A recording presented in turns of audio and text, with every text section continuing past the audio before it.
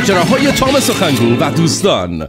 خیلی مسخره است. من درخواست آزادی دارم. هی بچه ها، جت پک آماده شده یا نه؟ اگه آماده شده بود که ما روش کار نمی‌کردیم. چی؟ اوه نه، من نپرسیدم که جت پک آماده است یا نه. داشتم متن آهنگ جدیدم و میخوندمش. شما هم دارین رو جت پک کار میکنید؟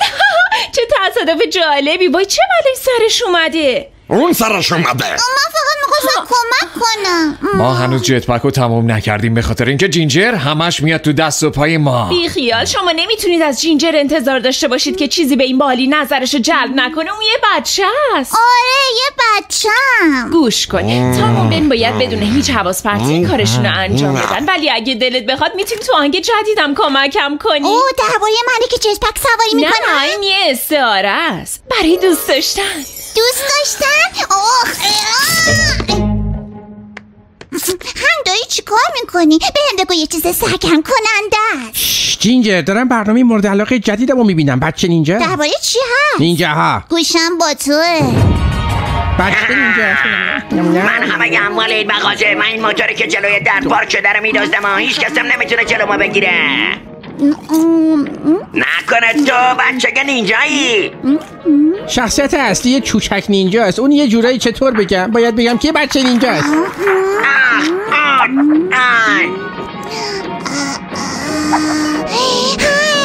این بهترین چیزی که تا به ها دیدم. منم بخوام یه نینجا بشم و همه چیز رو به دست بیارم. راستش جینجر، من فکر کنم تو یه وقت جوگیر شدی، چون خیلی بیشتر از حد و اندازه آرزوهاته. اعتماد کن به من. چرا الان چشمک زدی لبخند؟ خب من نمیدونم تو درباره چی داری حرف میزنی. مثل این میمونه که میخوای یه چیزی به هم بگی بدون اینکه به زبان بیاریش ها.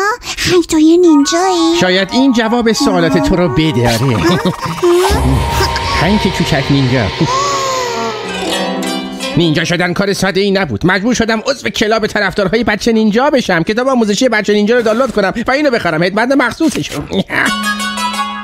بهم یاد بده چجوری نینجا باشم. خواهش میکنم. لطفاً هر کاری بگی میکنم. بسیار خوب، بهت راه و روش نینجا شدن رو یاد میدم. البته اگه از قانونی که میگم پیروی بکنی. 1. باید هر کاری که میگم انجام بدی. 2. باید از قدرت‌های نینجاییت فقط در راه خیر استفاده کنی. حالا برو.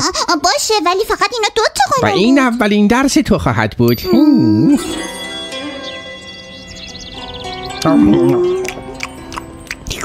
نمیفهمم. من فکر میکردم نینجا بودن یعنی بپر و فریادای بلند کشیدن. نگران نباش، با اونجاها هم میرسیم. اول باید یاد بگیری که ذهنتو خالی کنی تا چیزای نینجایی تو مخ جا بشه، در حالی که تلنگ در میره اینجوری. زهلم. چرا منو میزنی؟ آخه من بهت گفته بودم کارآموز جوان، برای اینکه مفاهیم نینجایی باحال یاد بگیری باید ذهنتو خالی بکنی. فهمیدی؟ پس تو این کارو از عمد کردی چون میخواستی که من نخندم. آره؟ ها، کم کم داری متوجه میشی.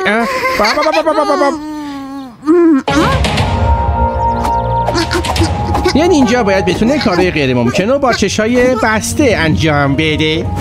نینجا باید استاد سریع و بی سر و صدا بودن باشه.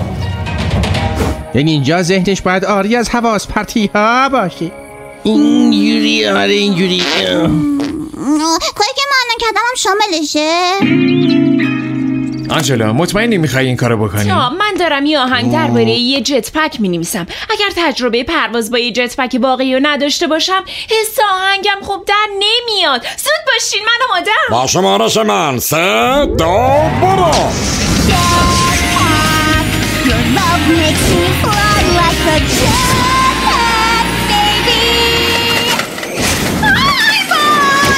مراقب باش. وای یکی منو بیاره پایین. وای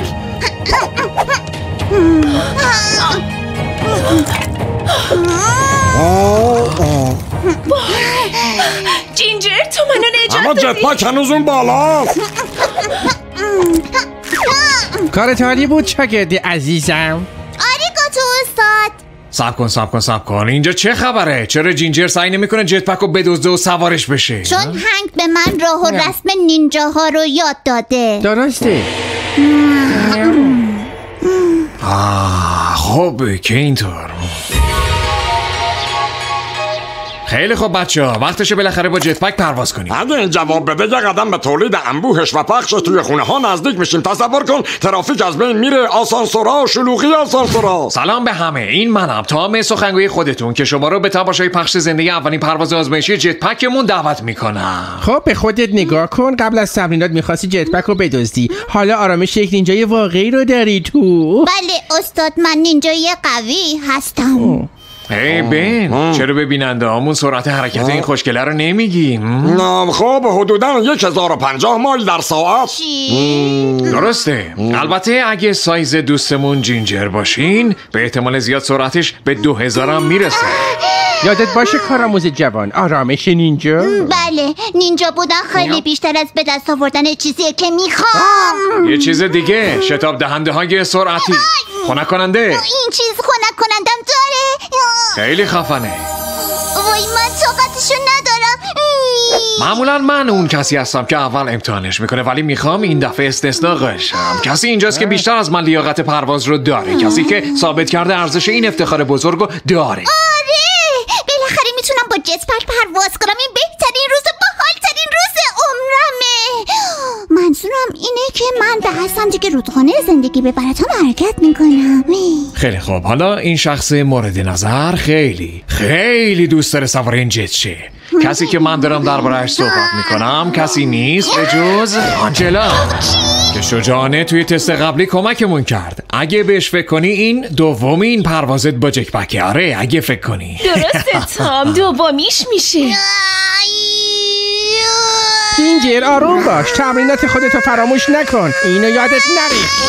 یه نینجای عصبانی، شما هیچ وقت نمیذارید من هیچ کاری بکنم. خب باشه، اگه نمیخواد بذارید من با جت پک پرواز کنم از قدرت‌های نینجایی استفاده میکنم تا بگیرمش. جینجر نه، هنوز برای انجام کار درست دیر نشده. چه فایده ای داره؟ همه با من طوری رفتار میکنن که انگار من یه بچه‌م. خب آره بچه‌م، من یه بچه نینجام، یه بچه نینجایی. به من گوش بگیر شاگرد سرکش، من نمیتونم بذارم از قدرتت برای دزدیدن جت پک استفاده کنی. درسته. پس بالاخره اون روز فرا رسید. آره، شاگرد در مقابل استادش قرار بله میگیره. همینه، از این شرایط بدم میومد. این آهنگ داره از کجا میاد ها؟ زنگ گوشی نینجایی جدیدمه. یه لحظه صبر کن. سلام مامان. آره الان نمیتونم حرف بزنم، قراره یه مبارزه نینجایی بزرگ با هنگ داشته باشم. آره باشه، برای شما میام خونه. منم دوست دارم. بیا جلو هنگ.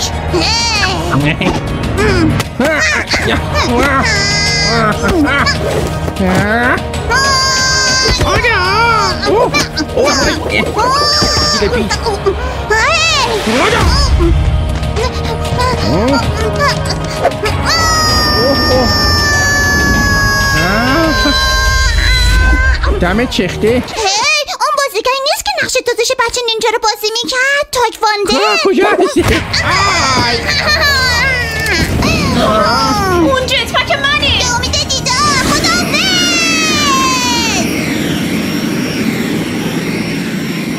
خب حداقل میدونیم که کار میکنه.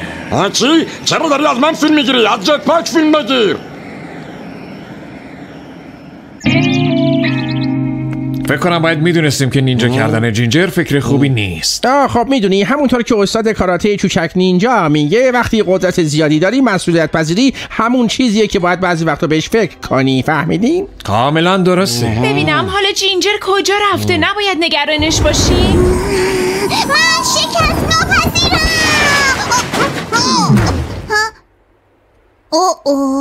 سقوط نینجایی.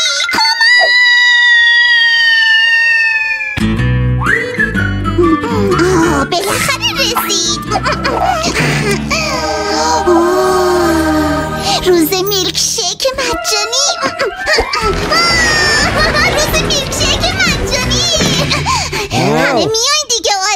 آره منم که در بس پایه یه میلکشیک وانیلی ام. من شکلاتی میگیرم.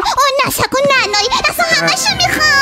جینجر، روز میلکشیک مجانی فقط واسه خفه کردن خودت با میلکشیک مجانی نیست. درباره دوستانیه که هر سال یه روز جادویی رو جشن میگیرن و رستوران هم فریزرش رو تمیز میکنه و بستنی هایی که قرار بوده دور ریخته بشه رو میده بهشون. آره هرچی. بیا زودتر بریم. او جینجر، روز میلک شیک مجانی هنوز شروع 4 نشده. ساعت و 10 دقیقه و 2 ثانیه دیگه مونده. نه خیلی زیاده. خب تا اون موقع بیایید نیهای پیچ پیچیمون رو بعدای احترام این روز بالا ببریم. همه برای میلک شیک و میلک شیک